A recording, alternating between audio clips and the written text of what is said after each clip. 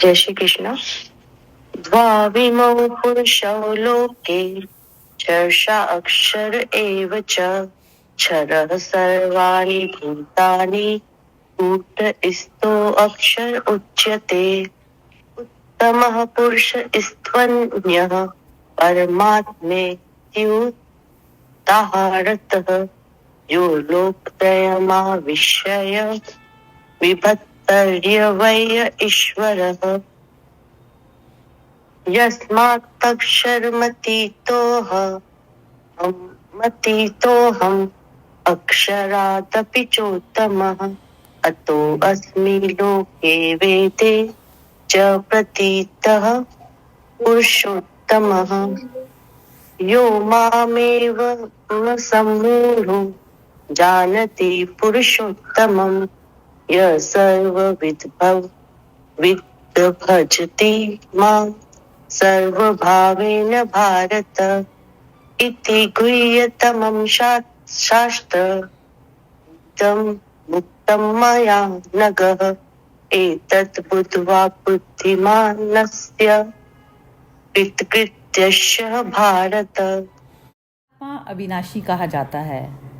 इन दोनों से उत्तम पुरुष तो अन्य ही है, जो तीनों लोकों में प्रवेश करके सबका धारण पोषण करता है। एवं अविनाशी परमेश्वर और परमात्मा इस प्रकार कहा जाता है, क्योंकि मैं नाशवान जड़ वर्ग क्षेत्र से तो सर्वथा अतीत हूँ और अविनाशी जीवात्मा से भी उत्तम हूँ। इसलिए लोक में और वेद में भी पुरुषोत्तम नाम से प्रसिद्ध हूँ। भारत, जो ज्ञानी पुरुष मुझको इस प्रकार तत्व से पुरुषोत्तम जानता है, वह सर्वज्ञ पुरुष सब प्रकार से निरंतर मुझ वासुदेव परमेश्वर को ही भजता है। हे निष्पाप अर्जुन, इस प्रकार यह अति रहस्य युक्त गोपनीय शास्त्र मेरे द्वारा कहा गया। इसको तत्व से जानकर मनुष्य ज्ञानवान और कृतार्थ हो जाता है। हर्षा जी, आप इंग्लिश पढ़िए इसकी।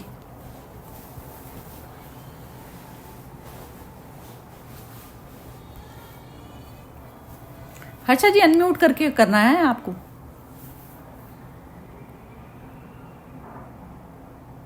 हर्षा जी, अनम्यूट करके आप इंग्लिश पढ़ सकती हैं तो पढ़िए, नहीं तो Yes.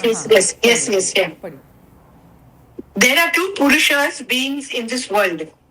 The 16th, the perishable and the imperishable. The perishable is all beings, and the imperishable is called Kutastha, immutable. 17. But the highest Purusha being is another, called the Supreme Self, the indestructible Lord, who pervades and sustains the three worlds. 18. As I transcend the perishable and even higher than the imperishable, I am therefore proclaimed in the world in the Veda as Purushottama, Supreme Being. 19. पढ़ लो 19? हाँ नहीं, 20th तक पढ़ना है पूरा। अच्छा, the undeluded who knows me thus as Purushottama, Supreme Being, he who all-knowing worships me with his whole being, O Bharata. 20th. Thus, this most secret science has been declared by me, O Anagha. Knowing this, one becomes wise and fulfilled of duties, O Bharata. ये पूरा English का हुआ। हमने English का भेज दिया, वो detail में आप लोग शांति से पढ़िएगा। बहुत अच्छा समझाया, इसलिए मैंने भेजा उसको। हाँ जी। तो क्या बहुत लंबा हो जाता है वो, तो अभी आप जैसे इसको समराइज कर सकते हैं अभी, सरिता जी और बिमी जी भी बोल सकते हैं फिर। हाँ नहीं, ठीक है, बिमी जी बोलेंगी। ठीक है बिमी जी, आप करिए। एक एक श्लोक को एक एक लाइन बिल्कुल मतलब एक एक लाइन के हिसाब से करिएगा जी।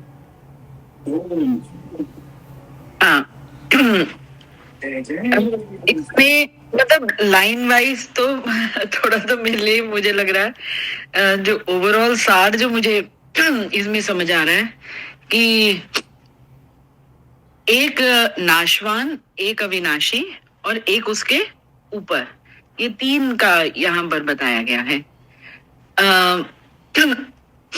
और फिर ईश्वर ने अपने आप को नाशवान, अविनाशी और उससे वो जो एक लेवल जो ऊपर कि जहां पर कुछ एग्जिस्ट ही नहीं करता, जैसे वही वो नो माइंड या वो जीरो वाला है, जीरो भी है और इन्फिनिटी भी है, तो वो वाले पर, उस लेवल पर ईश्वर का है। अब ये सारा जो मुझे लगता है जो ईश्वर का बताने का जो अर्जुन को है, वो उस स्टेट पर ले आना कि जहां पर आप तीनों चीजें से आप किसी चीज के साथ एग्जिस्ट कर रहे हो, आप किसी चीज के साथ उसका होना या ना होना, उससे वो जैसे नॉन एग्जिस्टेंशियल हो गया, and then you rise a little above that, कि आपका आप एक दूसरे जैसे रेल में हो, और वो ये सब कुछ वो सोच के रेल में कि कुछ है कुछ नहीं है, उसने यू आर जैसे वो ना जैसे सेल्फ कंटेन्ड वाले में, तो जो भी स्थिति है आपको उसकी होने की या नहीं होने की आपको वो कोई इफेक्ट ही नहीं करती है, और यू आर इन दैट जैसे हर स्टेट में वो जो आनंद ही आनंद आपका है। अब यदि प्रैक्टिकल वे से यदि मैं उसको देखूं तो उसको अचीव करना मतलब वो ईश्वर जो यहाँ पर कह रहे हैं कि नथिंग इज इम्पॉसिबल, यदि तो वो उसको पहले वो जैसे बोलते हैं ना थ्योरी वाइज समझाया जाता है किसी को कि दिस स्टेट ऑल्सो एग्जिस्ट। अभी तक हम इन्हीं दो स्टेट्स में अपने आप को डाले हुए हैं। सो थ्योरी वाइज पहले उसको बता रहे हैं। सो पहला तो उसका वो डाउट क्लियर कर रहे हैं कि दिस इज पॉसिबल, एंड कि मतलब तू भी परमात्मा बन सकता है। तो अपने सारे परमात्मा के गुण उन्होंने बता के फिर उन्होंने वो जैसे कि तू भी अल्टीमेटली वही है कि तू भी परमात्मा बन सकता है। ये जो मुझे लगा कि ये जो अर्जुन को बताने का ये सारा उनका रहा। और अब इसमें जो है इस संसार में नाशवान और अविनाशी भी ये दो प्रकार के पुरुष हैं। तो वही है कि कभी स्टेट ऑफ माइंड की आप देखो, आप किसी चीज के साथ अटैच्ड हो, किसी चीज के साथ तुम अनअटैच्ड होके, तो ये आपकी दोनों स्थितियां जैसे चलती रहती हैं। इनमें संपूर्ण भूत प्राणियों के शरीर तो नाशवान और जीवात्मा अविनाशी कहा जाता है। तो जब हम किसी चीज को संपूर्ण भूत प्राणियों के शरीर के साथ, मतलब यदि आप किसी चीज के साथ अटैच, मतलब एक कोई भी मटेरियलिस्टिक, यदि आप शरीर इसलिए कहा गया क्योंकि उसी से इंद्रियों से जो आप देख रहे हो, वो जो कुछ भी फील कर रहे हो, और उसका जो आउटकम है उससे जब तक आप प्रभावित हो, तो वो कह रहे हैं वो मतलब वो नाशवान है, वो खत्म ही होगा। उसके साथ जो भी मतलब इफ यू से कि that will keep carrying on with you, वो तुम वो जान लो कि वो क्षण भंगुर है या पल भर का है, आज है कल नहीं है। So don't get attached to that. जीवात्मा अविनाशी कहा जाता है, और जो जीव के अंदर जो आत्मा है, शरीर के अंदर जो आत्मा है, वो जो है उन्होंने उसको वो ही आगे जैसे जो हम कह रहे हैं कि वो ही रूप बदलती है, रूप दूसरा लेती है। तो यहाँ पर भी अर्जुन को जो मुझे समझ आ रहा है कि वो उसको कहने का यही है कि तू शरीर भाव से अटैच नहीं रहा है, और ये तो आज है, ये कल नहीं रहेगा। जो मेन है दैट सोल, उसकी जो उसके ऊपर जो मतलब दैट विल कैरी फॉरवर्ड, और वो एक दूसरा नया रूप लेगी। तो तू उस वजह से क्या कहते हैं उदास भी ना हो, या वो ना हो कि ये मेरे भाई बंधु हैं और ये छूट जाएंगे। तो और वो भी किसी थॉट्स में भी यदि आप देखो, अपने लाइफ में थॉट को भी देखो, जो तुम्हारे साथ जो तुम देख रहे हो वो है, वो उस समय के लिए वो एग्जिस्ट है, क्योंकि तुमने अपने आंखों से देखा, तुमने उसको। तो and then when you move to the other, जैसे वो ट्रेन में ट्रैवल कर रहे हो, एक सामने दृश्य आया और वो आगे ट्रेन आगे चली गई, वो दृश्य भी आगे, दूसरा दृश्य बदल गया। तो यही है जिंदगी में कि पल पल बदल रही है। और वो जो कल हम कृष्णमूर्ति जी का कह रहे थे कि हमारी वो है कि एक वो है कि आप देख रहे हो, दूसरा आप एनालिसिस की स्टेज में हो, और वो जो कल कहा गया कि you rise above that also, that analysis वाली स्टेज से भी, कि there is so then you are in that pure state. तो ये जो तीसरी स्टेट जो ईश्वर ने बताई वो वही वाली बताई, एक तुम्हें जो देख रहे हो, एक फिर तुम उसको महसूस करते हुए फिर तुम अपनी धारणाएं बना रहे हो। He's saying rise above all that and come to that state where you are all clear और कुछ चीज इफेक्ट नहीं कर रही, और तुम उस स्टेज में तुम कुछ भी जो भी कर रहे हो पूरे आत्मीय भाव से और अनबायस्ड होके तुम वो कर रहे हो जो भी तुम्हारे डिसीजंस हैं, क्योंकि तुम्हारा ना किसी चीज को इतना वैसे एनालिसिस है कि ये मेरे लिए ठीक होगा या वो होगा, ये होगा, ऐसा होगा, आगे मैं ये कर दूं तो आगे ये हो जाएगा। तुम उस स्टेट पर गए, यू आर देयर, उसी समय तुम उसको जी रहे हो। So you risen above that analysis state also. और वो ही अपना ईश्वर, अपना वो तीसरा जो वो कह रहे हैं कि इन दोनों से उत्तम पुरुष तो अन्य ही है, जो तीनों लोकों में प्रवेश करके सबका धारण पोषण करता है, एवं अविनाशी परमेश्वर और परमात्मा इस प्रकार कहा गया है। तो एक लेवल अबव है, तो हमने उस लेवल को हम उसको परम आत्मा या परम ईश्वर का हम मतलब वो बोलने में एक टर्मिनोलॉजी देने में हमने डिफाइन कर दिया। But it's again it's a third state of mind itself. अच्छा, तीनों लोगों को भी जरा डिफाइन करना। हाँ, ये तीनों लोग मुझे समझ नहीं आए वैसे। तीन लोग ये तीनों गुण कह रहे हैं। पृथ्वी लोक हो गया ना, एक तो पृथ्वी लोक हो गया जहाँ पे मिट्टी के जैसे खिलौनों की तरह से बने हुए हैं सारा संसार, वो हो गया मेन जो धरती का दो पृथ्वी लोक। और पृथ्वी लोक से नीचे का पताल लोक हो गया। पताल लोक में होता है कि आप प्रकृति वाला जो सेंटर होता है वहाँ से भी ऑपरेट नहीं करते, उससे भी नीचे ज़्यादा गिर जाते हो। मन होता है ना, जो मनुष्य का मन होता है जो नीचे, तो वो होता है पताल लोक वाला। और एक जो होता है ऊपर का आकाश का लोक कह दो या स्वर्ग लोक कह दो, ब्रह्म लोक कह दो। तो एक मतलब लोग तो कई प्रकार के होते हैं, लेकिन ये तीन बेसिक वो कह गए हैं कि चेतना आकाश से उतरी, पृथ्वी लोक पे उसने शरीर धारण किया, और शरीर से नीचे तल तक पर भी जो मनुष्य चला जाता है, मनुष्य ही जा पाता है उसमें, बाकी नहीं जा पाता कोई भी। जानवर चाहे कितने भी प्रकार का कर्म करते हैं, क्योंकि कर्म करने की स्वतंत्रता सिर्फ मनुष्य को है, तो इस कारण मनुष्य उस लोक में भी नीचे जो पताल लोक वाले के भी दर्शन वो खुद भी कर आता है।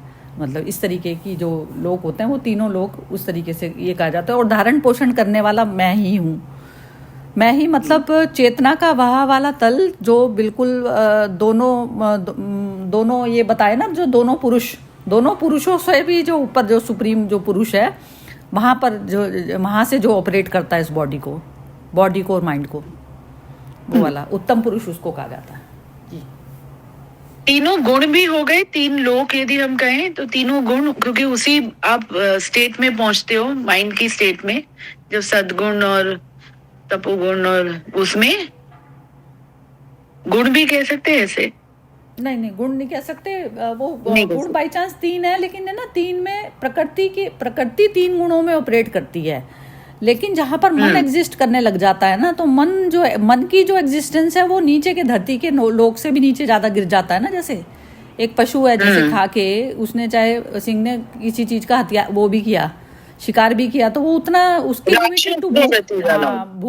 भूख के लेना देना है खाली उसका, ये नहीं है उसकी इंटेंशन ऐसी नहीं है कि मैं ज्यादा वो करके रख लूं। तो वो जो मनुष्य के अंदर जो वृत्ति होती है ना, ये वाली, तो वो वाली जो वृत्तियां हैं वो उसको नीचे पाताल लोक वाली जो वाली स्थिति जो है सिर्फ मनुष्य के साथ होती है। ये वाली मनुष्य शरीर में रहकर ही मन के साथ में होती है, तो इसलिए मन को सिर्फ बताया गया बीच में कि मन जो आ जाता है हमारा बीच में, तो वो बेसिकली कर्ता होता है कर्म का जो कर्ता बनता है ना, कर्ता भाव आता ही मन के कारण है ना हमारे अंदर। अदरवाइज तो प्राकृतिक तो सब चीजों के लिए कुछ मैटर नहीं करती। प्रकृति ने इतना सारा कुछ उपहार के तौर पर दिया हुआ है कि उसमें कोई कमी नहीं है किसी के लिए भी। जहाँ पर मन आ जाता है वहां पर दिक्कत है, तो इसलिए जो मन ही आना सिर्फ एक क्राइम है बस, गीता के अकॉर्डिंग। जी हाँ जी, ये वाला करिए 18th। हाँ जी, हाँ जी। क्योंकि मैं नाशवान जड़ वर्ग क्षेत्र से तो सर्वथा अतीत हूँ और अविनाशी जीवात्मा से भी उत्तम हूँ, इसलिए लोक में और वेद में भी पुरुषोत्तम नाम से प्रसिद्ध हूँ। तो जड़ वर्ग वही हुआ कि अटैचमेंट। जड़ वर्ग ये हुआ जो बॉडी और इंद्रियां हो गई ना सारी, कर्मेंद्रिया और ज्ञानेंद्रिया, सारे प्रकार की इंद्रियां जो होती है वो उसमें आती है जड़ वर्ग में। मतलब ये है कि जैसे जब चैतन्य आत्मा कह दो या जो भी चीज उसमें नहीं रहती, चेतनता नहीं रहती जिसमें बॉडी में, तो वो मनुष्य का शरीर तो पड़ा रह जाता है ना, लेकिन वो नहीं है, चेतनता नहीं है, तो वो मतलब जड़ हो गया ना, वो जड़ वाली चीज हो जाती है उसके अंदर, जड़ हो जाती है ना, वो अपने आप मूवमेंट होती है उसके अंदर, ना कुछ होता, कुछ भी नहीं होता जी। तो दोनों ही वही जड़ मतलब शरीर और फिर अपना अविनाशी जीवात्मा, उनसे भी वही दोनों से उत्तम हूँ, इसलिए लोक में और वेद में भी मुझे पुरुषोत्तम नाम से प्रसिद्ध है। मतलब वही मतलब राइजिंग अबव दैट, तो वो पुरुषोत्तम या परमेश्वर होने का वो क्वालिटी को बता रहे हैं। अच्छा, जो वेद थे ना, वेद में भी जो चौथा जो वेद की जो वो की गई थी बाद में, एक्चुअली वेद को रिलेट कर सकते हो आप ये इससे तीनों गुणों से। अब तीनों गुणों में जो सत्व गुण, रजस गुण, और उसमें तीनों में वेदना उठती है ना, वेदना उठती है मतलब कर्म का जैसे ही मन का वो आता है काम, तो मन में वेदना मतलब दर्द, किसी भी प्रकार का जो दर्द हमारे को कर्म के बाद में होता है या पहले भी होता है, करने से पहले भी, तो वो जो वेदना होती है, वेदना से वेद निकला। मतलब जो हमारी वेदना है उसको डिफाइन करने में ये जो वेदों की तीन वेद जो है बेसिक थे एक्चुअली, तो वो वेद जो है वो तीन गुणों से उसको रिलेट कर सकते हैं कि रजस के अपना दुख है और तमस का अपना दुख है और उसका अपना दुख है, तीनों के अपने अलग अलग दुख हैं। तो इस प्रकार से तीन वेदों को तीन उसमें कर सकते हो जी। इसलिए लोक में और पुरुषोत्तम नाम से, पुरुषोत्तम तो वही हो गया पुरुषों में उत्तम। पुरुषोत्तम मतलब इस तरीके की कैटेगरी हो गई कि जैसे अब हम कहें कि हम बहुत अच्छा काम कर रहे हैं, लेकिन हमको कोई अप्रिशिएट करे कोई नहीं करे, हमें फर्क नहीं पड़ता कोई करता है नहीं करता, मैं जो कर रहा हूँ तो वो चीज़ का मुझे पूरा आभास है कि मैं कर क्या रहा हूँ। तो मुझे जब बाहर के क्रिटिसिज्म का ना अप्रिशिएशन का कुछ भी फर्क नहीं पड़ता, तो वो वाली स्टेज जो होती है पुरुषोत्तम वाली स्टेज, वो होती है जिस पे फर्क ही नहीं पड़ता। एक तो ये होता है हार्ड स्किन, वो हो जाती है ना वैसी वाली, क्या कहते हैं उसको, मोटी स्किन वाले बोलते हैं ना, जिनको फर्क ही नहीं पड़ता, वो वाला नहीं। जो एक उसमें हो गया, सारे जगत के साथ में एक हो गया, प्रकृति के साथ में एक हो गया, जो मनुष्य वो जब कर्म करता है उसको पुरुषोत्तम कहा जाता है। वो नहीं हो गया कि बेशरम हो गया कि उसको फर्क ही नहीं पड़ रहा किसी के रोने का धोने का, कुछ भी नहीं, ऐसा वाला नहीं। जिसको हल्की सी भी वेदना किसी के अंदर में उठती है तो वो तक भी रीड कर लेता है वो मनुष्य, वो मनुष्य पुरुषोत्तम हुआ। मतलब किसी उसमें कि उसको दूसरे का दर्द समझ आ रहा है, पर ये नहीं कि वो दर्द को जैसे अपनी बीमारी बना ले। हाँ, अपनी बीमारी उसको नहीं बना मतलब लेता। वो कहता है ये फिजिकल दर्द है तो फिजिकल है, ये मन का दर्द है तो मन का है, उसके ऊपर ना हंसता ना वो करता, और अंदर से उस दर्द की, मन की अनुभूति को पूरी तरह से इसलिए जान लेता है क्योंकि कभी वो उसने भी पहले, उसकी भी मन में रहने की आदत थी, मन में उसका वास था, चेतना मन में वास कर रही होती है ना। अब जबकि मन को चेतना में वास करना चाहिए, मतलब उसके अकॉर्डिंग घूमना चाहिए।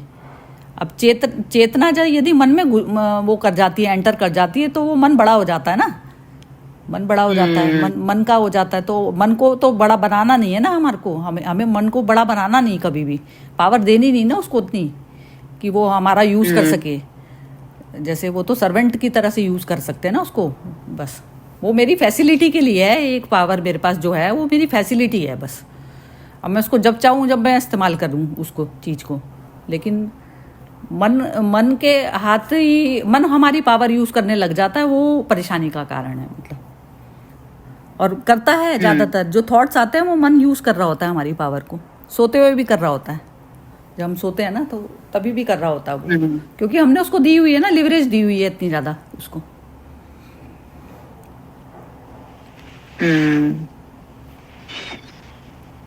नहीं, अच्छा, ये आप सोते हुए की बात जो कर रहे हो, जैसे कभी सपने आते हैं तो लोग कहते हैं कि जो सपना आया that is actually a reflection of what you have been thinking throughout the day, या आपके मन में कहीं ना कहीं वो किसी कोने में है और वो सपने के रूप में तुम्हारे सामने आ गया। बिल्कुल करेक्ट है। और कई बारी, हाँ, पर कई बारी कई सपने ऐसे आते हैं कि जिसका कोई आगे पीछे वो समझ ही नहीं आता कि वो ऐसा मन के ना वो होते हैं, ये ना तल होते हैं, जैसे इसको भी ना ओशो ने बड़ा अच्छा तरीके से डिफाइन किया हुआ है। मन के ना इतने ज्यादा तल होते हैं, जैसे अभी तो मैं सिर्फ इस वाले जन्म के उस तक जा रही हूँ ना, इस जन्म तक के उसमें जा रही हूँ बस, मन की डरी हुई वृत्तियों को, और उसमें भी मैं चेक करूंगी जब मुझे पता चलती हैं चीजें। अब इंसान अपने आप को नोट कहाँ करना चाहता है, हर चीज पे तो पर्दा डालने की आदत पड़ी हुई है। और कोई दूसरा इंसान बताने लग जाए जरा सा तो इतना जबरदस्त धक्का लगता है उस चीज में कि जैसे कि ये खुद मेरे ऊपर क्यों उंगली उठाने बैठ गया। अब अंदर की वृत्तियों को हम खुद तो चेक करते नहीं, तो वो जन्मों जन्मों की जितने भी बर्थ लिए हैं, मन एक चिप की तरह से है।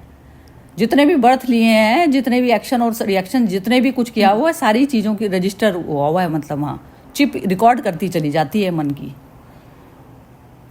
मन जब ध्यान देता है ना बाहरी चीज पे, जैसे अब हम बाहर भी चीज पे कोई भी दृश्य देखते हैं तो जहाँ पे हमारा मन होता है तो वो चीज रिकॉर्डिंग होती चली जाती है उसमें, नोइंगली और अननोइंगली रिकॉर्डिंग चलती चली जाती है उसकी।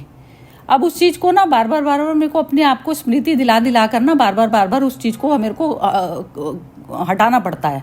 तो वो वाला ध्यान तो हम रखते नहीं है, हर वक्त संसार के चक्र में फंसे रहते हैं। तो वो अकेले में एकांत में बैठकर अपने आप का मनन चिंतन वो करना पड़ता है ना, कि नहीं मैं तो हूँ नहीं ना इन चीज़ों से, इनकी चीज़ों के साथ में मैंने आइडेंटिफिकेशन किया हुआ है, तो ये तो मैं नहीं हूँ इसमें। तो जो रिकॉर्डिंग है, रिकॉर्डिंग के साथ में मैं फंसी रहती हूँ। तो ये चीज़ें जो है रात को, तो बुद्ध वगैरह थे, इनको थोड़ी ना सपना आते थे, कोई सपने में अपने नहीं आते थे, तो रियलिटी उसमें चले गए थे ना। तो फैक्ट में ये हमको भी करना चाहिए, मतलब इसमें अपने एकांत में एकांतवास जो कहा जाता है ना, तो उसमें पहले तो यही किया जाता है कि पहले अपने आप को थोड़ा सा अलग करके बैठाने की आदत डालें, और फिर जब आपका 4 लोग या 10 लोग भी बैठे हैं तो भी आपका एकांत यदि छूता नहीं है, वो वाली उतनी हद तक की प्रैक्टिस करनी पड़ती है इसकी, ध्यान की। और वो यदि वो नहीं हो पाती ना, यदि आप एक एकांत वाली अवस्था यदि 50 लोगों में भी बैठे आपकी एकांत की अवस्था नहीं हो पाती, तो आपने उस चीज़ को अचीव नहीं कर पाए। तो बर्थ में प्रैक्टिस करिए तो थोड़ा सी जर्नी आपके आगे बढ़ गई अपने स्वयं को जानने की, लेकिन वो पूरी तरह से नहीं हुई, इंडिपेंडेंट नहीं हुए अभी। तो जब तक इंडिपेंडेंट नहीं होते, तो इस कारण हम बार प्रकृति जो बर्थ देती है हमको बार बार, इसलिए कि जो हम इच्छा करते हैं वही चीज़ का दोबारा वो निर्माण करना शुरू कर देती है हमारे लिए। इतना ज़्यादा मतलब हमारे ही वजह से ही ये सारा संसार में हम आए हुए हैं। हम स्वयं ही कारण हैं, बस कोई दूसरा नहीं है, बनाने वाला है ना कोई कुछ है। हम स्वयं अपने आप को खुद बनाते हैं, बिगाड़ते हैं, यही सब करते हैं। और यही सारा सिस्टम चलता आ रहा है। तो इस कारण जो है ये गीता ज्ञान कितना ज़्यादा ज़रूरी हो गया। और जिन लोगों ने, आप समझिए कि जिन्होंने गीता ही नहीं पढ़ी, तो उनकी तो जर्नी कितनी दूर पे है। और कई बार क्या होता है, बिना गीता पढ़े भी होता है कईयों को, क्योंकि उनकी जर्नी पुरानी इस तरीके की आई हुई है कि उन्होंने ये सब चीज़ों में रियलाइजेशन के स्टेज पे पहुँचे हुए हैं, तो उनको गीता भी पढ़ने की ज़रूरत नहीं होती। बिना उसके वो सादगी वाला जो जीवन होता है, वो अंदर सरल जीवन जो है, अंदर से सरलता उनकी खोती नहीं है बाहर के कॉम्प्लिकेटेड एटमॉस्फेयर में भी। तो वो सरल वाला जो स्वभाव होता है, वो अपने आप का वो अचीव करना ही ज़रूरी है, मतलब ज़रूरी इस तरीके से है। नहीं तो आते रहेंगे इसमें बार अपने यही सज़ा भोगते रहेंगे, बस सज़ा ही तो है ये आना वापस। क्योंकि हर मोमेंट इतना ज़्यादा वैसा है अनसर्टेन कि उसमें कुछ नहीं पता ना क्या होने वाला है। अनसर्टेन है, ये चीज़ नहीं पता कर सकता मनुष्य। उत्तम पुरुष में मर्ज हो सकता है, सिर्फ मर्ज हो सकता है, वो पता नहीं लगा सकता। अच्छे ज्ञानी नहीं लगा सकते पता इस चीज़ के लिए कि नेक्स्ट मोमेंट में क्या चीज़ हो जाएगी, घट जाएगी। नेक्स्ट मोमेंट के लिए वो अपने आप को शून्य करके, बस मन को शून्य करके उसको अटेंड करते हैं मोमेंट को। उसका वो उसको नहीं कर सकते, क्योंकि फौरन क्या चीज़ चेंज होने वाली ना, सारा जो टोटल जो प्रकृति है वो उत्तम पुरुष के उसमें है, मतलब एक, और उत्तम पुरुष में जाके सिर्फ हमें मर्ज होना है बस। पता किसी को भी नहीं लगता, कभी भी नहीं लगा, आज तक भी ना लगा ना लगेगा। सिर्फ साक्षी तक हमारे पास में पहुंचने का लेवल है बस, और कुछ नहीं है हाथ में। वही जो हम कल कह रहे थे कि अननोन है, तो अननोन को, हाँ, अननोन में सिर्फ मर्ज हुआ जाता है। फिर मर्ज जितना आप मतलब उसमें जैसे वाइब्रेशंस जो हमारी मन की होती है ना, जितनी शांत होती चली जाती है, उस मौन में फिर वो जो रहस्य, वो तब रहस्य, प्रकृति के सारे रहस्य प्रकट होते हैं। अब उस तक तो हम पहुंचे नहीं ना, उनको पता चल जाता है बस। जिनका मतलब अंदर का मौन ही हो गया, मन ने बोलना ही खत्म कर दिया बस। अब तो वो वाली अवस्था में पता चलते हैं ये जो रहस्य वाली, जो जैसे जो ओशो थे ना, ओशो वहां तक पहुंचे हुए थे। जितना ज्यादा जो वो बोलते हैं, आज की देखिए कि करंट वाली अवस्था में भी कितना वो होता है जिन चीज़ों के लिए उन्होंने, तो वो मौन में प्रकट होता है। तो उतना मौन यदि कोई आ जाता है वैसी वाली अवस्था में, तो उसको आ जाती है ये रियलाइजेशन, पूरा हो जाता है, मतलब वो उत्तम पुरुष ही हो जाता है एक तरीके से। वो चीज़ है, बॉडी तो उसकी भी जाएगी लेकिन उत्तम पुरुष हो जाता है वो, मतलब एक कर लिया उसने अपने आप को। यहाँ तक जाने की है हमारे अंदर कैपेसिटी, और हम कितनी बेमतलब की छोटी छोटी बातों को लगा के बैठे रहते हैं अपने जी को। मतलब ऐसे लगता है कि अभी तो बहुत ही निचले तल पर ही बैठे हुए हैं अभी तो, बिल्कुल ही। अभी ये 2 और बचे हैं श्लोक। हाँ, भारत जो ज्ञानी पुरुष मुझको इस प्रकार तत्व से पुरुषोत्तम जानता है। तत्व से मतलब जैसे उसके जो हम अभी वही जैसे डिस्कस कर रहे हैं, तत्व से जान लिया मतलब गुण रूप से उसको जान लिया कि क्या कौन परमेश्वर की कैटेगरी में आता है या परमात्मा की कैटेगरी, मतलब और कौन का मतलब तुम्हारा मन ही कब परमेश्वर के उसमें कौन से किस समय कौन से लोक में है। और जो आपने वेद से भी बताया तभी बहुत सही, मतलब जब आप बता रहे थे तब मुझे वो समझ आया कि लोक में और वेद में भी वो लिखा है। तो दोनों का अलग अलग, लोक का जो आपने बताया वो तीनों लोकों का, और वेद वो जो वेद भी उस समय के जो 3 वेद तीनों समय में लिखे गए हैं, तो उस समय की परिस्थिति से वेदना से निकले हुए 3 वेद, तो वही है वो again the state of mind वाला ही है। तो और अब उसके अबव तुम चले गए और तुमने ये तत्व से जान लिया कि लोक या वेद उससे भी ऊपर जो है वो, जब तुम उस लेवल पर आ जाते हो तब तुम वो परमेश्वर की उसमें या पुरुषोत्तम हो जाते हो। तो वह सर्वज्ञ पुरुष सब प्रकार से निरंतर मुझ वासुदेव परमेश्वर को ही भजता है। अब मुझको ही भजता है, एक्चुअली मुझको ही भजना का भी मतलब उस थर्ड स्टेट को भजना, एक बार ही आपको वो एहसास हो जाए या वो हो जाए कि वो उस स्टेट पर सब कुछ आनंद ही आनंद है, तो मतलब एक तरीके से ना वो भजना ये हो जाता है कि जैसे ही मन ने उठाया अपना वो सिर उठाया, हाँ। मतलब जैसे कहते हैं ना स्नेक ने, वो जो कुंडली वाली जो बात आती है ना, वो स्नेक ने जैसे फन उठाया अपना, बस उसको फौरन कुचलो या खत्म करो उसको, कर्म योग से ज्ञान योग से। और उसको मन ने उठाया कोई भी, तो मन ही जो है आत्मा से बीच में पर्दा है ना हमारा, हम मिले मिलाए ही रहते हैं। नहीं तो जैसे मन उठेगा, मैंने कहा कि ये चीज़ हो जाए और ये चीज़ नहीं होए, तो वहीं पे ही मेरा आ गया ना समर्पण, खत्म हो गया उसी समय। मैंने कहा कि ये चीज़ तो हो जाए और ये चीज़ नहीं होनी चाहिए मेरी तो लाइफ में। अब जैसे ही मैंने कहा ये तो हो जाएगी तो अच्छा हो जाएगा, ये चीज़ नहीं होएगी तो बुरा हो जाएगा, तो दोनों ही स्थिति में मन एग्जिस्ट करने लग गया। अब मन को कैसे करेंगे ख़त्म? तो वो जो चीज़ें आप थोड़ी बहुत छोटा फूटा डिमांड तो ठीक है पूरी कर रहे हो, लेकिन जहाँ डिमांड आ जाती है, जहाँ पर जो दूसरे का जो हड़पने करने की जो कोशिश हो जाती है, या फिर अपने आप को दूसरों से श्रेष्ठ बताने की जो हो जाती है, जो चीज़ कोशिश हो जाती है, तो वहाँ पर मन जो है वो मतलब दूसरों के उसमें जाने लग गया ना, बाउंड्री में, तो वहाँ पर दिक्कत आ जाएगी ना। जैसे जो मेरी चीज़ से कोई फ़र्क नहीं पड़ता किसी को, तो कोई नहीं फ़र्क पड़ रहा। लेकिन यदि कोई मेरे दूसरे को दूसरा समझ के जब ट्रीट करने लग जाती हूँ तो वहाँ पर मन अपना फन फैलाना शुरू कर दिया ना उसने, तो वो जो चीज़ है उस चीज़ का वो फिर मतलब उस चीज़ से मैं परमात्मा से अलग हो जाती हूँ। मन की जो भी प्राकृतिक दृश्य आ रहा है ना, इतना समर्पण भाव चाहिए कि जो भी चीज़ आ रहा है वो सुप्रीम प्लानिंग से ही आ रहा है, उसकी प्लानिंग में कुछ भी हेर फेर हो नहीं सकता, तो मैं अपना मन उठाऊं क्यों। तो ये अवस्था हमेशा रहनी चाहिए मतलब मनुष्य की। मुझे लगता है जो भजना का यहाँ पर लिखा है, जैसे प्रार्थना करते हैं तो जब हम प्रॉब्लम में होते हैं, और वही देखा जाए तो हम प्रार्थना भी ज्यादातर तब कर रहे होते हैं जब हम प्रॉब्लम में होते हैं। जब सब कुछ अच्छा चल रहा होता है तो तब तो कौन ईश्वर वाला जैसे चल रहा होता है। तुम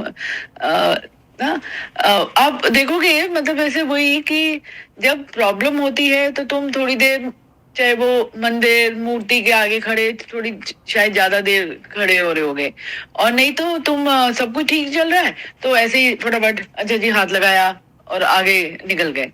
तो वो भजने का जो मुझे लगता है मतलब ये कि जब तुम एक तरह का प्रेयर करते हो तो तुम कहते हो कि मुझे इस स्टेट से निकाल दे, क्योंकि आगे पीछे जो भी वो कहते हैं अच्छी स्टेट में तो आप कहते ही नहीं कि मुझे इससे निकाल दे, बुरी स्टेट में आप कहते हो कि मुझे इस जो मेरी सोच का जो मैं बंधन है कि मैं सोची हुई या मेरे शरीर के कारण जो मेरी सोच पैदा हो रही है या वो है, उस स्थिति से मुझे बाहर निकाल दे। और उस स्थिति से जब आप बाहर निकलते ईश्वर कृपा, जैसे कहते कि मेरे ऊपर तो ईश्वर कृपा हो गई, तो ईश्वर कृपा हो गई तो मतलब मैं उस स्थिति से जब निकल गई, and when you realise you have come out of that, तो सब कुछ फिर से वही आनंद ही आनंद में आ जाते हो।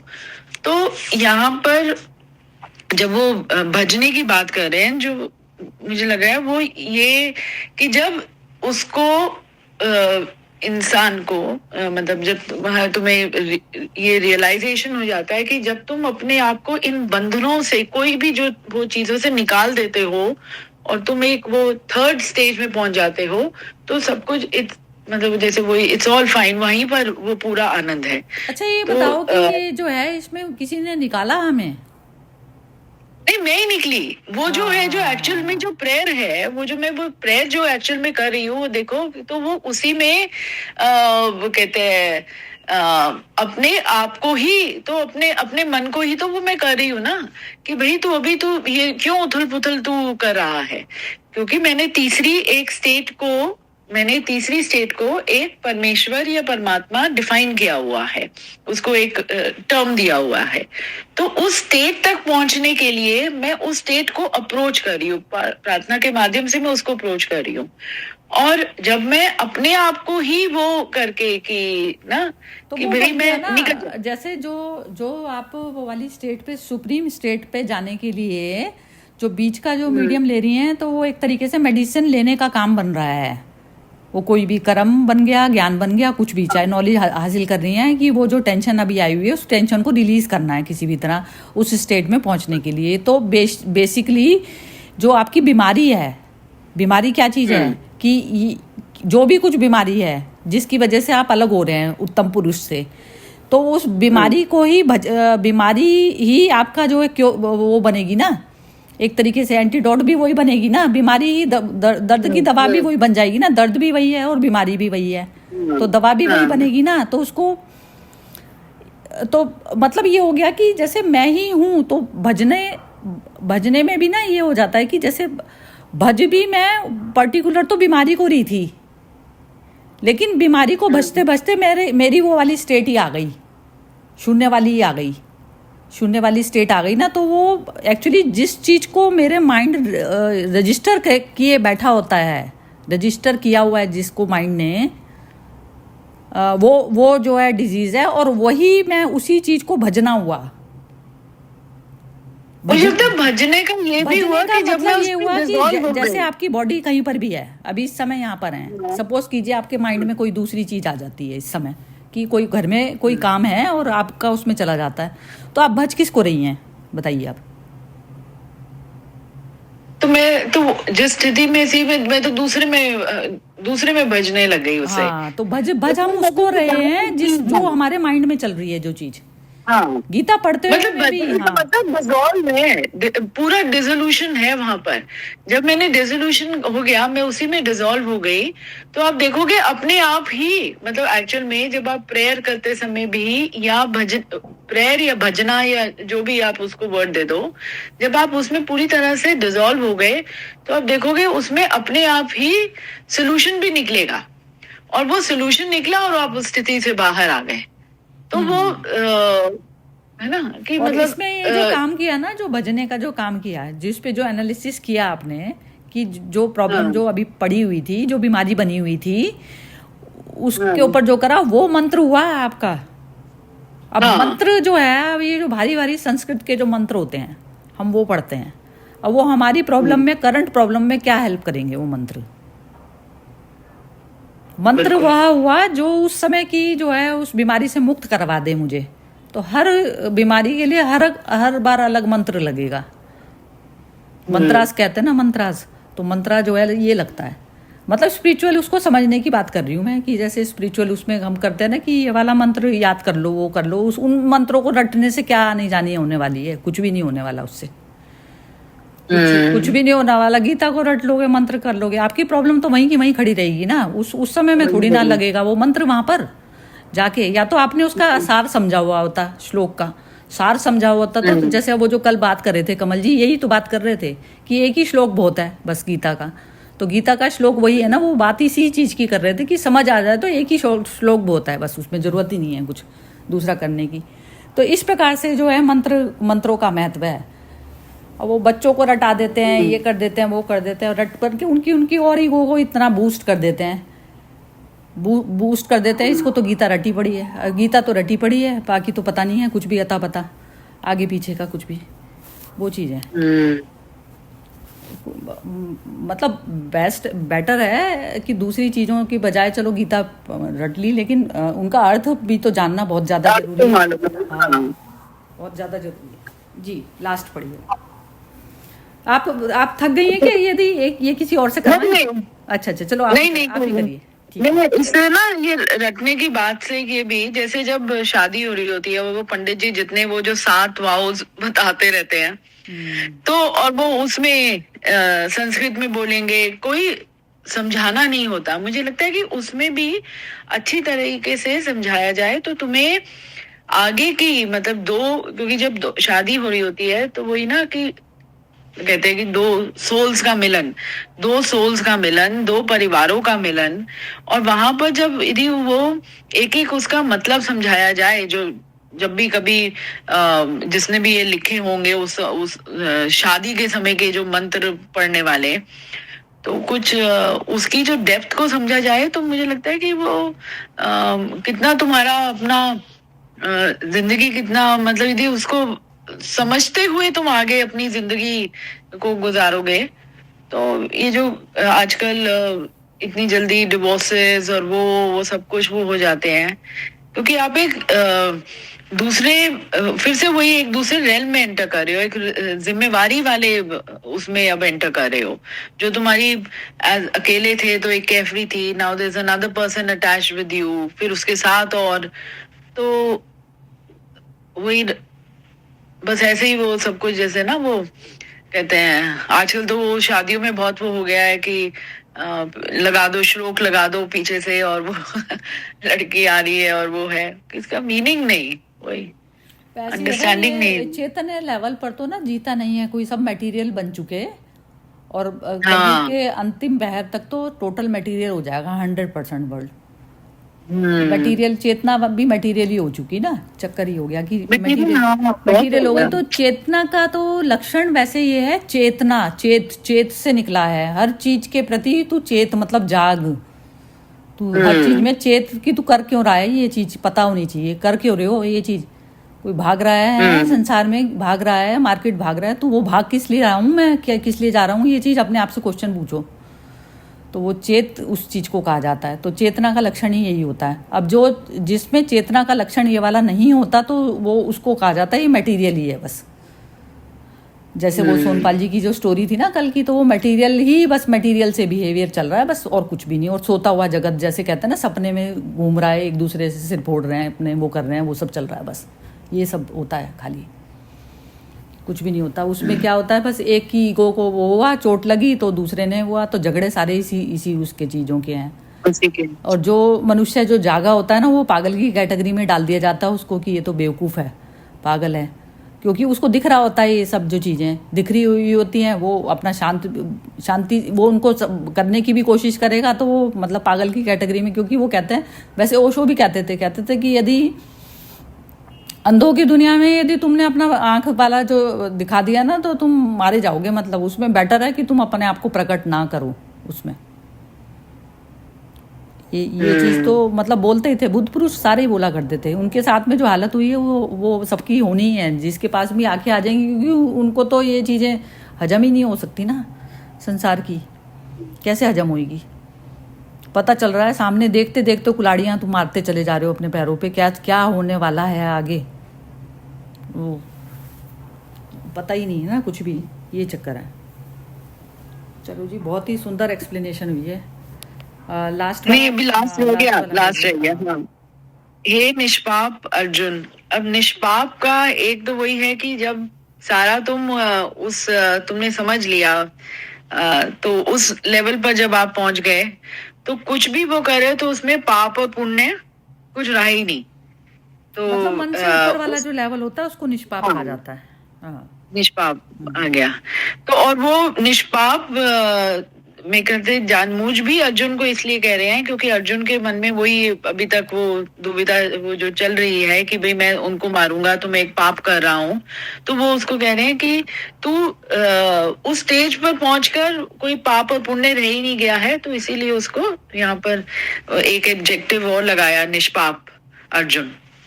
इस प्रकार ये अति रहस्य युक्त गोपनीय शास्त्र मेरे द्वारा कहा गया, इसको तत्व से जानकर मनुष्य ज्ञानवान और कृतार्थ हो जाता है। तो वही है कि जैसे आपने कुछ वो कहते हैं समझ लिया, तो जो असली ज्ञानवान और कृतार्थ मतलब नेचुरली वो आप एक तरह का आभार व्यक्त करते हो कि I have reached to that state and you merge with the परमात्मा। हाँ। अब इसमें ना जैसे वो होता है ना, प्राकृतिक लॉ के हिसाब से चलती है ना, प्रकृति जो है नियम के हिसाब से चलती है। अब जैसे कोई एक नाइफ उस पर डाला जाएगा, नाइफ मारा जाएगा किसी उस पे पेड़ की टहनी पर, तो वो टूटेगी। उस पर आपका ना करुणा काम आएगी ना कुछ भी काम नहीं आएगा उसमें। इस प्रकार से जब मनुष्य मन के हाथों इतना मजबूर हो जाता है ना, मन के थ्रू जो जब ऑपरेट करता है इस बॉडी को, तो वो प्रकृति के गुण काम कर रहे होते हैं, उसमें चैतन्य नहीं होता। चैतन्य उस अवस्था को कहा जाता है कि ये वृक्ष कट रहा है और इसको दर्द हो रहा होगा, और मैं इसको ये चीज़ नहीं करूं, मैं अपने इस्तेमाल के लिए उसको इतना ही यूज़ करूं प्रकृति में। तो ऐसा करके जब चैतन्य होकर जब आप डिसीजन लेते हैं, तो इसमें जो भगवान जो बोल रहे थे ना कि कोई मरता नहीं ना मारता, तो वो इस वाले लेवल पर बोल रहे थे कि मटेरियल गुण ही गुण में आपस में चल रहे हैं ना खेल। जैसे एक टहनी पे तुमने एक वो मारा, नाइफ मारा और वो टूटी, ऐसा वाला चल रहा है खेल। तो उसमें तो मेरी भी बॉडी वैसे ही काम करेगी। मैं चाहे कितनी भी बुद्ध पुरुष क्यों ना हूं, मेरे हाथ पे कोई चोट मारेगा तो मेरे लगेगी ना। तो उस पर तो प्रकृति के नियम ही काम करेगा। उस पर मेरी पूजा काम आएगी ना, पाठ काम कुछ भी नहीं काम आएगा उसमें मेरा।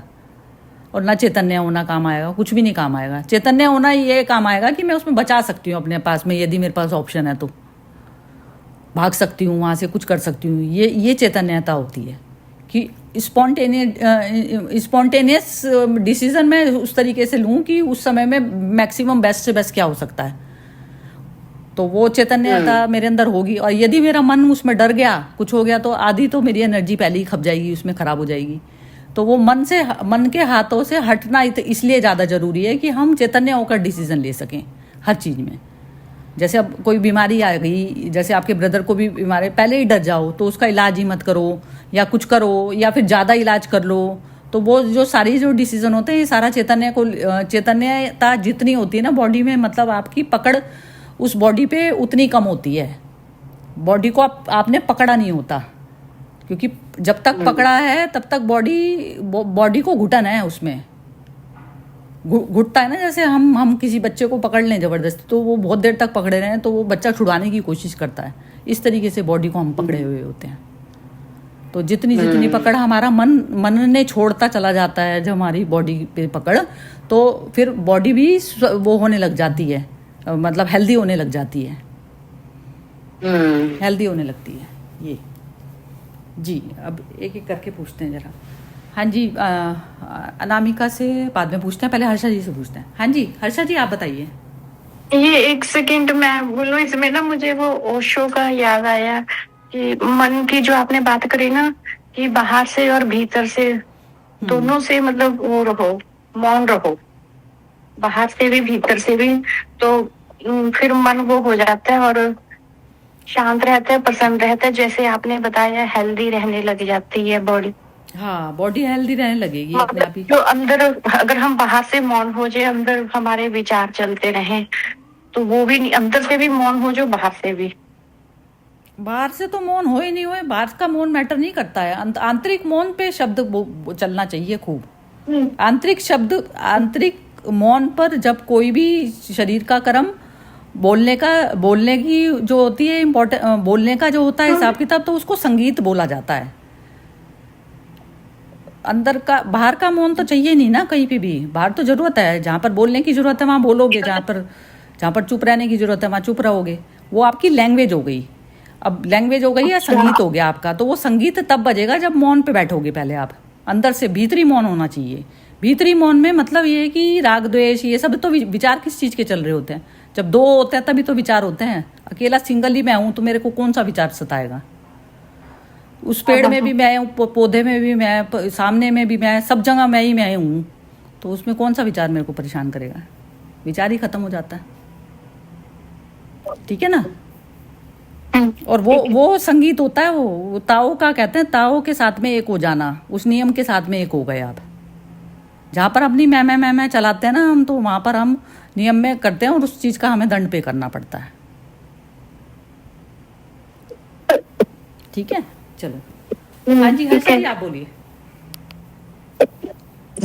हाँ, मुझे एक बहुत ह्यूमरस इंसिडेंट याद आ गए। मेरी मम्मी जो थी वो शी वॉज अ कलाकार इन सितार। उन्होंने बहुत प्रमुख कलाकार जब भी थे बलराम पाठक से उन्होंने 7 साल सीखी थी और अच्छे मने बजाती थी सितार, यू नो। तो एक हमारे रिलेटिव थी, वो बहुत, she was very strict but very good hearted, but उनका बोलने का तरीका ऐसा था। तो बोलते कि अरे मम्मी को बोले कि तिलोत्तमा कहते कि अभी तुम्हारा सितार वादन तो सब बंद हो गया है ना, जिंदगी का कितना संघर्ष आपने किया है, यू नो।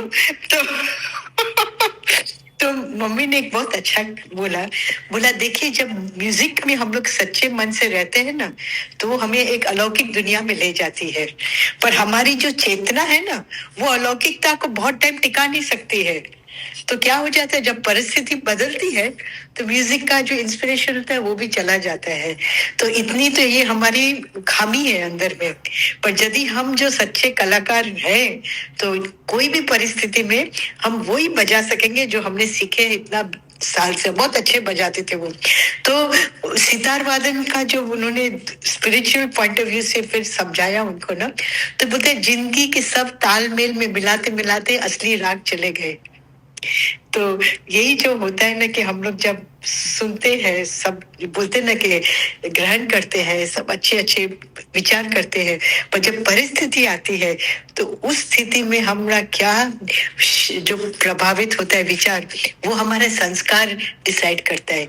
इसलिए बहुत जरूरी है कि अपना जो संस्कार परिवर्तन करना, उसमें बहुत ध्यान देना होता है कि संस्कार परिवर्तन होंगे तो हमारा ज्ञान भी और डीप जाएगा अंदर।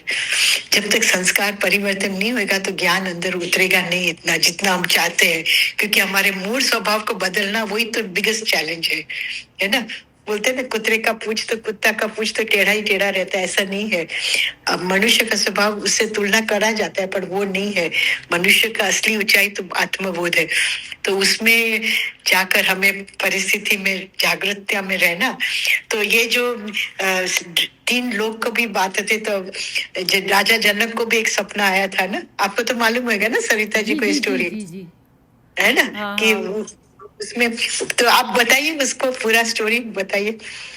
सपना जो उसको उनको जो राजा जनक को जो आया था, तो सपने में कुछ वैसा कुछ गड़बड़ देखते हैं ना, तो वो जब जाते हैं फिर वो उसके पास में, तो वो बोलते हैं कि ये जो सपना, मतलब मैं कौन से वाले सपने को सत्य मानूं, जो संसार का सपना है उसको सत्य मानूं, वो भी तो बदलता रहता है ना चीज।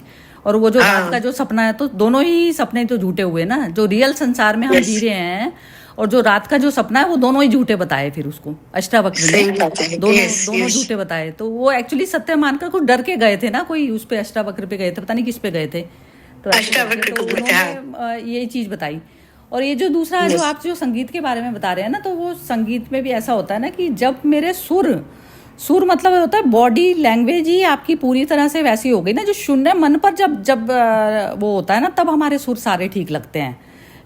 मेरा चलने में सुर है, एक मेरा बैठने में सुर है, मेरा बोलने में सुर है। तो वो सारे तो कहते हैं कि जब अंतर चक्षु हमारा खुल जाता है, तो हमको बाहर के वाद्यों की जरूरत ही नहीं रह जाती। कहते हैं वीणा अपनी तोड़ देता है, जो आत्मज्ञानी मनुष्य होता है वो अपनी वीणा को तोड़ देता है अपने हाथ से, क्योंकि उसका जो पूरा बैठना उठना ही उसका एक संगीत हो जाता है ना, संगीत हो जाता है। तो प्रकृति के साथ में एकाकार होता है उस अवस्था को, उसको ये बोला जाता है। तो वो सुर तो हमारे लगते ही तब हैं जब हमारा मन शून्य होता है, और सुर वही होते हैं। और ये भारी जो सुर में, और आप कितने ही कुशल क्यों ना हो जाओ, जब तक अंतर का जो संगीत नहीं निकलता ना, तो वो तो सुर सिर्फ अहंकार पैदा करने के लिए ही होते हैं। हाँ, बस सही बात है। वो तो उसमें तो सिर्फ एक अहंकार ही जन्म होता है कि, और क्योंकि क्या हो गया, वो भारी चीजों पे आधारित हो गई ना चीज। मैं जो बजा रही हूँ करके जो मिल रहा है, या तो मैं बजाऊं हरिदास की तरह। हरिदास थे, वो बजाते थे, तो वो बोल रहे थे ना, अकबर जब उनके उसमें गए थे, वो तानसेन बजाता था ना उनके उसमें, तो वो बोले कि जो मेरे जो गुरु हैं वो किसी और के लिए नहीं बजाते। अकबर ने बोला कि तुम अपने गुरु को भी यहाँ पर बुलाओ, तो वो बोले मेरे गुरु किसी मनुष्यों के लिए नहीं बजाते। तो वो कह रहे हैं ऐसे कैसे नहीं बजाएंगे वो, तो बोले मैं तो कुछ पाने के लिए गाता हूँ, और उनको तो कुछ मिल गया है तो वो गाते हैं।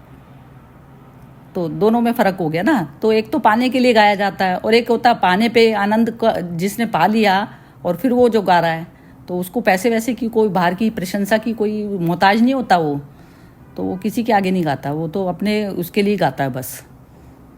अंतर उसके लिए अंतर से निकलता है ना उसके संगीत, वो वाली अवस्था होती है। तो वो ना अवस्था कह कर चाह कर नहीं आती है, वो तो मतलब अंदर बहुत बाहर से फकीरी में भी रहते हुए में भी होती है। जैसे कबीर की थी ना, तो कबीर ऐसे थे ना, वो कहते थे ना, वो मन लाग्यो यार मेरा फकीरी में करके ऐसा कोई भजन है इनका कबीर का। तो वो फकीरी में भी होती है वो मस्ती। तो वो एक्चुअली वो अंतर का ही होता है वो ना, बाहरी मटेरियल से मैटर नहीं करती है वो चीज़। जी अनामिका जी आप बोलिए। हाँ जी सही राजेश, कुछ नहीं, मतलब अभी वही है कि मन को पूर्ण रूप से, मतलब जब शून्य अवस्था में आएगा उसके बाद ही हम जो ये मतलब आत्म तत्व बोलते हैं या जो ब्रह्म है उसमें ही मतलब प्रवेश करने की जर्नी। क्योंकि अभी यहाँ पर मतलब जैसे हम अगर संसार को लेके देखें तो संसार में तो मतलब विरोधाभास ही चल रहा है सब मनों का, मतलब आपस में ही मैं से मैं ही टकराते रहते हैं, जबकि सब में एक ही ऊर्जा प्रवाह हो रहा है। और उस मतलब कि जब ये ही है कि सारी वो मतलब कैसे एक्सप्लेन होगा, मतलब कि वो तो ऐसा है कि फिर चीजें आ रही हैं, हम मतलब उन चीजों में उस टाइम पे हम पूर्ण रूप से उसमें इन्वॉल्व रहेंगे, सारी भावनाएं वगैरह सब आएंगे, मतलब उनसे हम किसी से मतलब हटेंगे नहीं, मतलब सारी चीजों के साथ करते हुए भी एक निरंतरता शून्यता में ही हम स्थित रहेंगे, मतलब वो अफेक्ट नहीं करेंगी चीजें। अरे वाह क्या बात है ना। क्योंकि एक ऐसा मतलब एक और बात मुझे बोलना था, वो याद ही नहीं आ रहा कि मतलब हम लोग जैसे अभी परेशान भी होते हैं या दुख भी, हम लोग मतलब वो उसको एब्जॉर्ब करके बह जाओ बस। हाँ उसके साथ बह लो कि जो होना है, क्योंकि वो तो ना हम बदल सकते, क्योंकि जो जैसा होना वो वैसे ही होगा। ये चीज भले ही हम जानते, लेकिन हमारे हाथ में जितना हम अपने सामर्थ्य के अनुसार उतना कर दे बस। उसके बियॉन्ड तो हम भी नहीं जा सकते ना। वही है, उसमें ना ये हो जाता है सहज प्रवाह में वो चीज़ होती है कि जैसे मन में सारे प्रकार के इमोशंस भी आ रहे हैं, सब कुछ आ रहे हैं, सब कुछ चल रहा है, लेकिन वो हमारे से होएगा वही, क्योंकि हमें दरवाजे का जो क्लैरिटी है वो पूरी तरह से पता चल रही है। यहाँ से ये जो निकलना है हमें बाहर, जैसे कहा जाता है ना, जैसे एक हम रूम में बैठे हैं, वहाँ पर कोई भी कुछ भी आर्ग्यूमेंट चल रही है, कुछ भी, अब आर्ग्यूमेंट में ये चीज़ पता होती है ना हमको कि कहाँ पर इससे कैसे निकला जाएगा, इसमें से बाहर कैसे निकला जाएगा, उसमें राग द्वेष ये सब चीज़ों में कहाँ पर तो मैं फंस रही हूँ, कहाँ। एक्चुअली टकराव तो ज़्यादातर ईगो का ही होता है ना, आपस में एक दूसरे का, मनों का समझ लीजिए। तो वो मनों का जो टकराव है हमें पता चल जाता है, जो मन है वो मतलब अंधापन की निशानी हो जाती है, तो वो पता चल जाता है इस अंधे से कैसे बचना है यहाँ पर। अब सबके जो मन जो पुकार रहे होते हैं, नहीं तो सुर में सुर तो मिलेगा ही तब ना, जब आत्मा सुर हो जाता है तभी सुर में सुर मिलेगा, अदरवाइज तो मिलेगा नहीं सिर्फ सुर। तो अब बस आत्मा को तो, आत्मा तो ऐसा प्रकाश है ना, वो उसमें से चीर के भी निकल जाएगी बाहर। मन की जो दीवारें खड़ी हैं तो उन दीवारों में भी कुछ मैटर नहीं करता ना, आत्म प्रकाश में मनुष्य ऐसा जीता है, तो अपना शांति से बैठ जाता है, मौन में बैठ जाता है, अंधों के आगे क्या बोलना, अपने नैन खोना ना, वो चीज़ है बिल्कुल। तो उसमें ये अड़ता नहीं, मतलब कहीं भी किसी भी, मतलब उसको कोई परेशानी आती नहीं है किसी भी प्रकार से। जी, मैं भी यही बोलना था। ये जो आपने बोला था ना कि मन अंदर से मौन रहे लेकिन बाहर से मौन नहीं होना चाहिए, बोलना चाहिए, लेकिन बोलने से फिर लड़ाई हो जाती है। फिर यही होता है, बाहर से भी मौन हो जाओ, मन से तो मौन हो गए।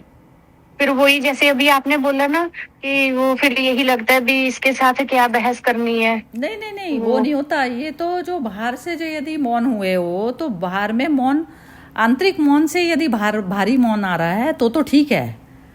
यदि यदि अंदर में ये चल रहा है कि भारी वाला तो मेरी बात को सुनेगा नहीं, लेकिन आप हाँ जी। और मैं इस कारण मैं मौन हो जाती हूँ, नहीं भारी तौर पर, मतलब, और अंदर में आप ये कह रहे हो कि मैं तो करेक्ट ही हूँ, ये वाली चीज। तो वो कई बार क्या होता है कि जैसे अंतर का मौन के बिना यदि बाहर में भी वो उतरा, तुम अपना सहज लेवल में समझा जाओगे, मतलब उसमें तुम्हारे अंदर में हार्मोन खराब नहीं होंगे ऊपर नीचे। जहर की जो बूंद है वो अंदर नहीं जाएगी, अंदर चली जाती है ना, लेकिन बताओ। अच्छा, अंदर जाती है ना, तो अंदर जाती है तो वो अंदर के आंतरिक मौन से मुझे कई बार यही लगता है कि मैं बहुत बुरी हूँ, मैं सबसे ज्यादा बुरी हूँ। मतलब जब सामने वाला मुझे ऐसे एहसास कराता है ना, फिर मेरा मन बहुत वो हो जाता है। नहीं नहीं नहीं, वो तो फिर अंतर में तो हुआ नहीं ना। अंतर के मौन तो वो अवस्था होती है कि सामने वाले पे करुणा आ जाती है, फिर बीमार नहीं होते आप उसके बोलने से। वो कितना ही खराब शब्द क्यों ना बोल रहा हो, तो हम उससे बीमार नहीं होते, उसके शब्दों से हमको कुछ लेना देना नहीं है ना। उसका मन निकाल रहा है, उसकी अंदर पौधे में से, उसके में से निकल रहा है ना, उसका पौधा अंदर वैसा लगा हुआ है ना, उसके वृक्ष कंटीला लगा हुआ है, तो वो अपना निकाल रहा है वो तो चीज उसकी, उसका गुणों में बरत रही है ना प्रकृति। अब जैसे जो फूल का जो कोई गुलाब का पौधा है, तो वो चमेली तो नहीं बनेगा ना, तो वो जो पौधे में से उसके जैसे जो भी कुछ उसका फूड जो चारों तरफ से जा रहा है, उसके मन में चारों तरफ से जो कानों में बातें जा रही हैं, तो वो उसका अपना माइंड बना रहा है, वो सारी जो एसिड बन रहा है, और वो निकाल रहा है। तो उसका एसिड को हम ले रहे हैं ना, तो लेके फिर हम चुप हो रहे हैं उसके एसिड को। तो जो ले रहे हैं हम एसिड को, तो वो तो हमारे अंदर जा रही है ना, वो तो परेशान कर जाएगी ना शरीर को। हाँ जी, तो वो चीज अभी जानी बंद नहीं हुई, तो इसलिए वो जो तुमने बाहरी मौन जो बोला था ना, वो चीज ये चीज नहीं होती है। पहले आंतरिक मौन पे काम करना पड़ता है। आंतरिक मौन से फिर बाहरी पता चलता है कि हमें मौन रहना है या बोलना है। और इस समय ये सुनने वाली स्थिति में है, तो अब इस समय में बोलना बनेगा जैसे, तो उस पर हम अपने आप में खराब नहीं कर रहे होते अपने आप को। मतलब हमारा जो दुख है एक्चुअली क्या है, बुद्ध ने भी ये बोले था कि जैसे उसने बोला कि आनंद एक ऐसी दशा है कि जहाँ दुख बनना बंद हो जाता है, हमारा दुख नहीं रहता वहाँ। कह रहे परम धाम कौन सा वाला हुआ, वो कहता परम धाम वो है जहाँ दुख बनाना बंद हो जाता है हमारा। जो मैन्युफैक्चरिंग जो हमारे अंदर मन में लगी हुई होती थी ना, वो बंद हो जाती है। सुख तो रहता नहीं है, दुख हमारा दुख बनाना बंद खत्म हो जाती है मशीन से। इसको जरा और हाँ। और कौन बोलेगा? अनामिका जी जरा बताएंगी इसको, जरा मैं जो बोल रही हूँ।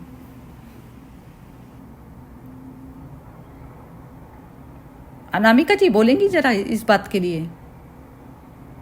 नहीं। एक मैं शेयर करना चाहती हूँ मोना जी करे। हाँ जी। शायद ये जो गृहस्थी परिस्थिति होती है ना, तो जब हमारे घर में जब बहुत ये होती थी तो मेरी मम्मी मुझे दो बात कहती थी जो मुझे अभी भी बहुत सही लगती है, कि वो बोलते कि नीलकंठ, नीलकंठ का मतलब क्या होता है तुमको मालूम है?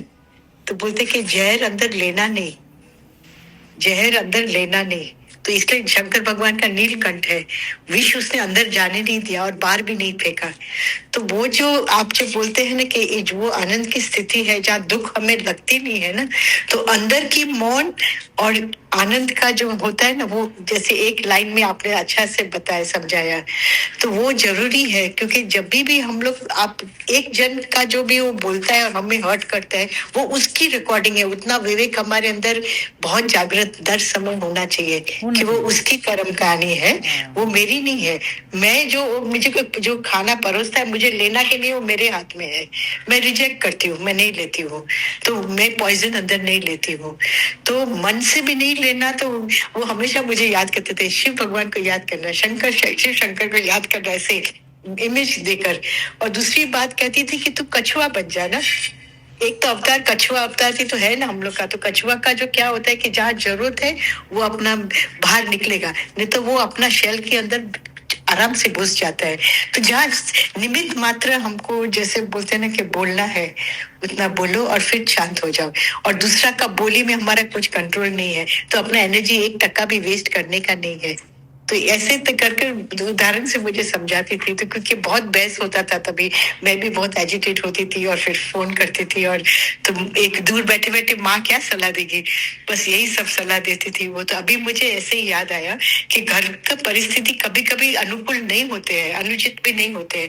उसमें हमें अपनी स्थिति को नीचे नहीं उतार कर अपने को हार्म भी नहीं करना है, और अपने आप को स्थिरता में रखकर ऊंचाई की तरफ जाने के लिए ये ज्ञान भी बहुत जरूरी है। और अपना मन के साथ बैठकर, जैसे आप बोलते हैं ना, एकांत पे बैठकर समझाने की बात करो कि अभी ये सब चीज से मुझे क्या बेनिफिट होएगा, कि मैं कुछ बोलूं कि क्या करूं। वो अपना रिकॉर्डिंग हो जाने, मैं मेरा स्थिति स्थित ठीक रखूं, उसकी वेदना मैं समझूं, पर अंदर में जहर नहीं लूं, बस ऐसा। वो भी है। और ऊपर से ये भी है कि जैसे जहाँ पर आपको जो जहाँ बोलना बनता है वहाँ नहीं बोले तो उस चीज का भी तो प्रकृति को पे करना है ना हमें। ये तो मौन से तो चलेगा नहीं ना काम। कोई कह देगा कि मौन अच्छा है, पर ऐसा बोलो कि सामने वाले की विवेक जागृत हो जाए। बिल्कुल यही बात है। नहीं, वो तो बोलना ही बनेगा। एक्चुअली यदि हमारा खुद का विवेक जागृत है ना, तो हम चुप बैठ ही नहीं पाएंगे जहाँ बोलना होगा।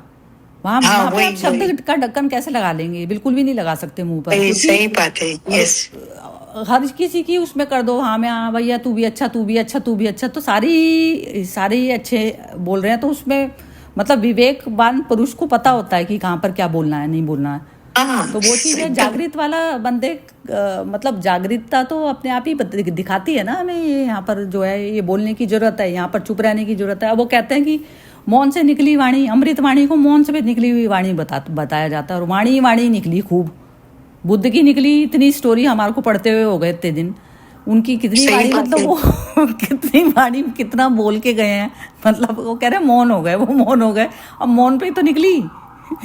तो एक नॉर्मल मनुष्य ऐसा समझता है कि वो चुप ही हो गए। अब चुप्पी के ऊपर, मतलब मन का मौन के ऊपर ही तो निकलता है सारा जो संगीत जो निकलता है। यस, वो चीज है एकदम वही। जी बिम्मी जी कुछ बोलिए आप, फिर खत्म करेंगे सेशन आज का। जी हाँ, नहीं जो आपने बोला ना बुद्ध का बोलने का, मतलब वो मौन हुए और मौन होने के बाद ही वो सब कुछ निकला। कितना निकला। हाँ। और अभी तक भी पढ़ के उन्हीं के मौन के ऊपर के जो वचन है वो पढ़ के सारी जनरेशंस भी, मतलब जिनको भी आत्मज्ञान की तरफ में, हम भी इन चीजों का तो सहारा लिया ही ना। शास्त्रों के बिना तो कैसे पहुंच जाते हैं वहां तक।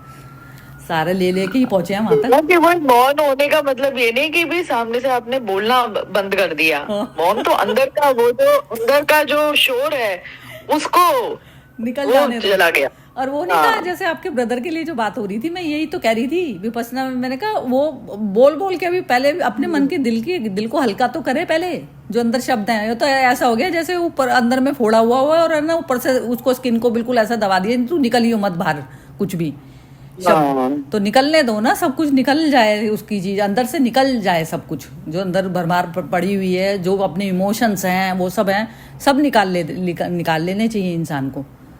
ये बीमारी के रूप में आते हैं ये सारी चीजें भी, ये होता है बस। तो उसमें जो चीज दिखाते हैं आप, वो नहीं होता पंचर करके उसको खत्म किया जाता है, कोई भी हो जाता है तो ये सब करी जाती हैं। तो ऐसी इमोशंस वगैरह का भी होता है। अब बहुत टाइम हो जाता है किसी से मिले हुए, मैं अंदर में इमोशन भाव बन के आ रहा है कि उससे मिलना चाहिए, तो वो तुम मिल लो ना, मिल के प्रकट कर लो आपस में एक दूसरे से, तो इंसान एक दूसरे को देख देख के खुश भी हो जाता है, सब कुछ होता है। तो ये चीज़ बहुत ज़्यादा ज़रूरी है। हम इनको दबाते रहते हैं कि हम है ना कहेंगे साधु संत की कैटेगरी में लाके हम कहेंगे कि ये, और ये प्राकृतिक दृश्य चल रहा है तो प्रकृति को रोक लेंगे हम चारों तरफ से करते हुए में? कुछ भी नहीं कर सकते। सब करने चाहिए, लाड भी करो, प्यार भी करो, सब कुछ करना चाहिए। खिलाओ भी, खाओ भी। अब कोई कहेगा मैं तो खिलाने में ही आनंद है, अरे तुम खाने में भी तो आनंद लो ना, कोई दूसरा वाले के भी तो हार्मोन बनने दो। खाने में भी लो, खिलाने में भी लो, हर चीज में लो आनंद, उसमें क्या मैटर है। ईगो जो होती है सारे तरह के स्वाद चख लो, हाँ। फिर फाइनल में जाके अपना मैंने ये भी कुछ देखा है कई लोगों का ना, इनको खिलाने में बहुत आनंद आता है। अच्छा, खिलाने में क्या मतलब, बनाने में आनंद आता है और खिलाने में इनको आनंद आता है। और वो ये नहीं कि वो कहाँ उसकी इतनी अहंकार वो बन गई है, ईगो इतनी बढ़ जाती है और उसकी। खाने जा रहे हो तो आपको उसका स्वाद ही नहीं आ रहा। हाँ। कि भाई हमारे तो हम ही यही बहुत अच्छा बनाते हैं, यही वो बहुत अच्छा करते हैं। वहां पर तो आपने वो एक और उसके अहंकार का बीज डाल दिया। हम लोग जो ले रहे हैं आपस में एक दूसरे का स्वाद ही तो ले रहे हैं, जो बोल रहे हैं हम एक स्वाद ले रहे हैं। तो स्वाद लेना ईश्वरीय उसकी गुण की निशानी है। टेस्ट लेना एक चीज को, एक बोल रहा होता है दूसरा ध्यान से सुन रहा होता है उसको क्या बोल रहा है वो। तो वो जो चीज़ होती है स्वाद ले रहे होते हैं हम, टेस्ट ले रहे होते हैं हर चीज़ का, हर किसी की कमेंट का स्वाद लेते हैं। और जब तक हम स्वाद नहीं लेंगे ना उसको, तो हम उसके बारे में कुछ बता नहीं सकते ना कुछ वो कर सकते, क्योंकि हमने उसके शब्दों को एब्जॉर्ब भी नहीं करा।